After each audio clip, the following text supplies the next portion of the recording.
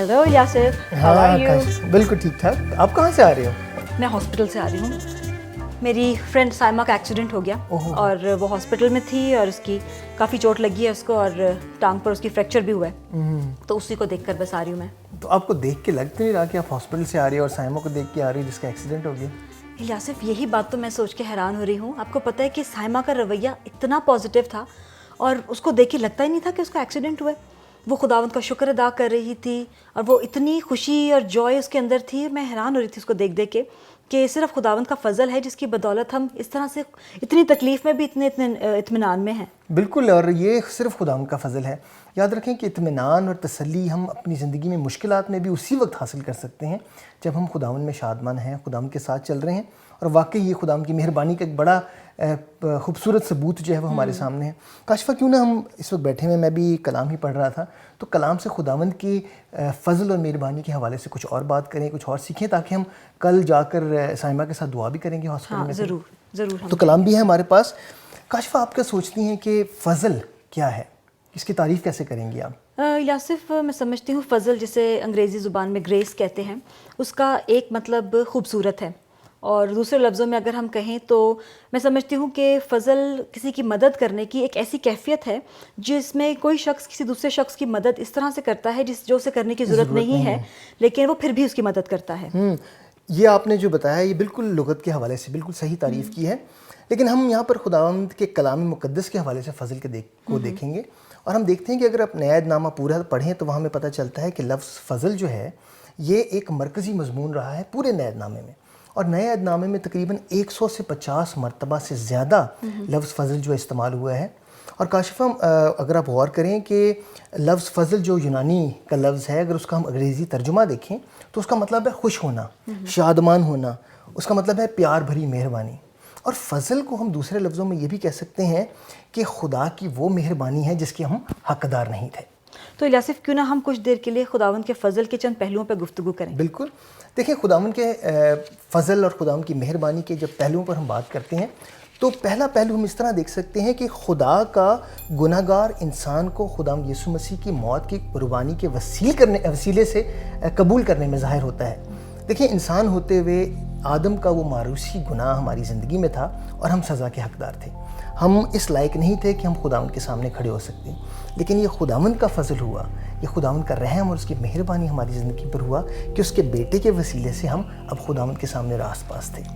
और यासिफ, मैं समझती हूँ कि इसी हवाले से खुदावंद के फ़ज़ल का जो दूसरा पहलू है वो ये है कि हम इस ज़िंदगी में और आने वाली ज़िंदगी में खुदावंद की खुशी, इत्मीनान को हासिल करते हैं, जो कि आम तौर पर बशर नहीं एक्सपीरियंस करते।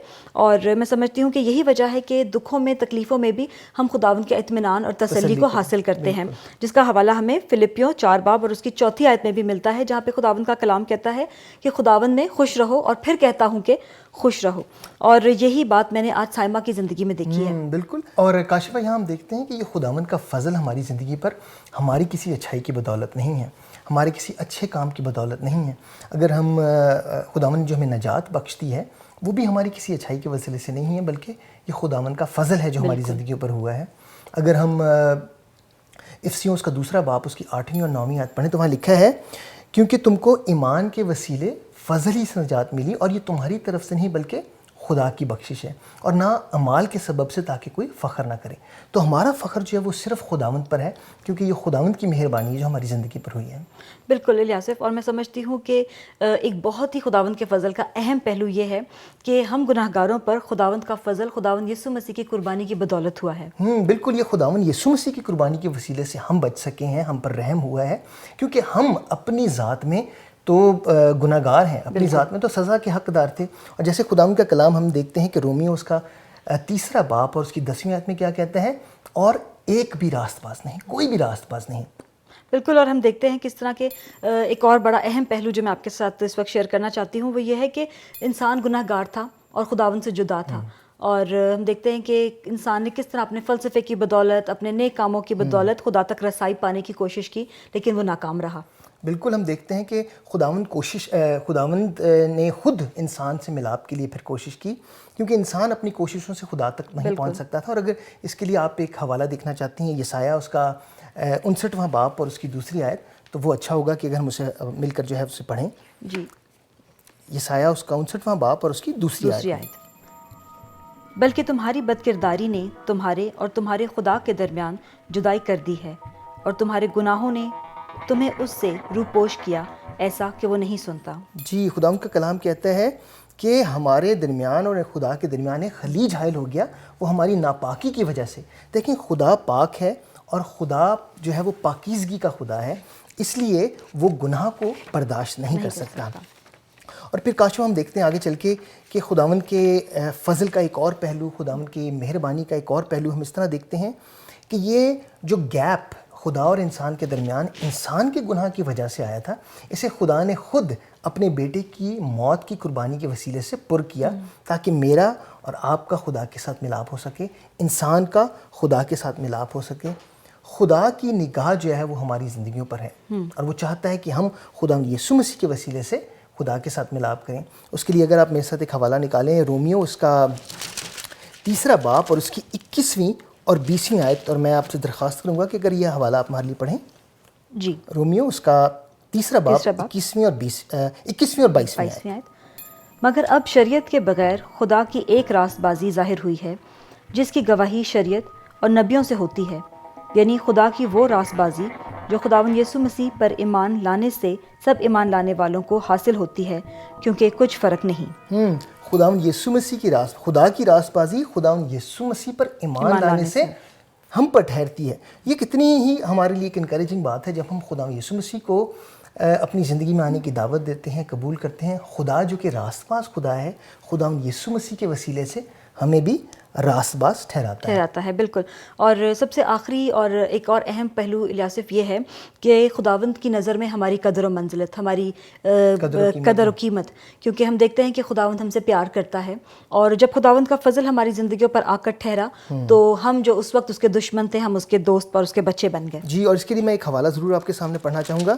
یہ رومیو اس کا 5واں باب اور اس کی 10ویں آیت ہے، اور اس میں یوں لکھا ہے، کیونکہ جب باوجود دشمن ہونے کے خدا کے اس کے بیٹے کی موت کے وسیلے سے ہمارا میل ہو گیا، تو میل ہونے کے بعد تو ہم اس کی زندگی کے سبب سے ضرور بچیں گے. ہم جو کہ خدا کے دشمن تھے اب خدا کے دوست بن گئے ہیں. اور وہ کس وجہ سے ہوا ہے؟ وہ ہمارے خداوند یسوع مسیح کے قربانی کے وسیلے سے ہوا ہے، اس کے اوپر ایمان لانے کے وسیلے سے ہوا ہے. اور کاشفہ ہم دیکھتے ہیں کہ نہ صرف خداوند نے ہمیں اپنے ساتھ ملاپ کروایا ہے، میل کروایا ہے، بلکہ ہماری قدر اور قیمت جو ہے خداوند نے بڑھا دی. آپ کیا سوچتی ہیں کہ ہماری خدا کی نظر میں کیسی قدر و قیمت ہے، اور خداوند ہم سے کتنا پیار کرتا ہے؟ الیاسف، آپ کی اس سوال کا جواب میں کلام میں سے ہی دینا چاہوں گی، اور میں اس وقت آپ کے سامنے متی کی انجیل اس کا 10واں باب اور اس کی 29ویں آیت سے لے کر تو 31ویں آیت تک پڑھوں گی.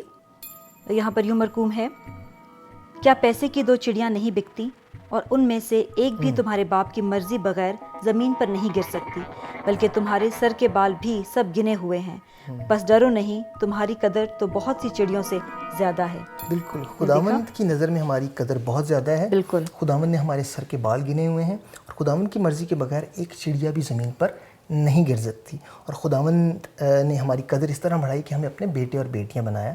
جس طرح یوحنا کی انجیل اس کا 1 باب اور اس کی 12ویں آیت میں کیا لکھا ہوا ہے، جتنوں نے اسے قبول کیا اس نے انہیں خدا کے فرزند ہونے کا حق بخشا. اور الیاسف، آخر میں صرف یہی کہنا چاہوں گی کہ یہ خداوند کا فضل ہی ہے جو خداوند یسوع مسیح کی قربانی کے وسیلہ سے ہمیں اس نے اپنی نجات بخش دی، ہمیں اپنے بیٹے اور بیٹیاں بنا دیا.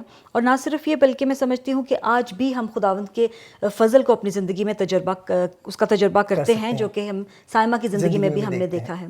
تو میں چاہتی ہوں کہ آج ہم نے جو کچھ بھی بات چیت کی ہے اس کے بارے میں ہم اس کا اعادہ کر لیں. ضرور. فضل خدا کی پر محبت مہربانی ہے جو خداوند یسوع مسیح کے وسیلے تمام انسانوں کے لیے مہیا کی گئی. خداوند یسوع مسیح کی قربانی کی بدولت خدا کا گنہگار انسان کو پھر قبول کرنا ہے. خداوند کا فضل ہماری موجودہ زندگی اور آنے والی زندگی کی امید اور خوشی اور اطمینان ہے. ہماری نجات کا انحصار بھی خدا کے فضل پر ہے. انسانی قدر و منزلت کا انحصار خدا کے فضل پر ہی ہے. تو کاشفہ کیوں نہ ہم سائمہ کے لیے دعا کریں چھوٹی سی، تاکہ خداوند جو ہے وہ اسے جلد آرام دے. ضرور. آئیے ہم دعا کریں. خداوند تیرا شکر ہو، تیرے نام کی تعریف ہو. ہے خداوندہ، ہم جانتے ہیں کہ سائمہ کی زندگی میں یہ تکلیف آئی ہے، لیکن تو اسے پیار کرتا ہے اور تیرا فضل اس پر ٹھہرا ہوا ہے. خداوندہ، دعا کرتے ہیں کہ اس کی ساری تکلیف کو خدا یسوع مسیح کے نام میں تو ٹھیک کر، تاکہ وہ بچی اسی طرح تیری گواہی کے لیے استعمال ہو، مسیح یسوع کے وسیلے سے، آمین۔ آمین۔